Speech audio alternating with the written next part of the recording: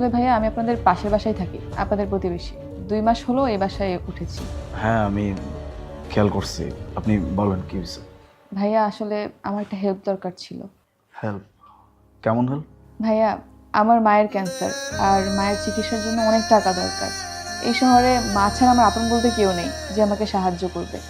আমি অনেক আশা নিয়ে আপনার কাছে হেল্প চাইতে এসেছি। আপনি প্লিজ আমাকে না করবেন না। আপনি আমাকে একটু সাহায্য করুন, তাহলে হয়তো আমার মা নতুন জীবন ফিরে পাবে।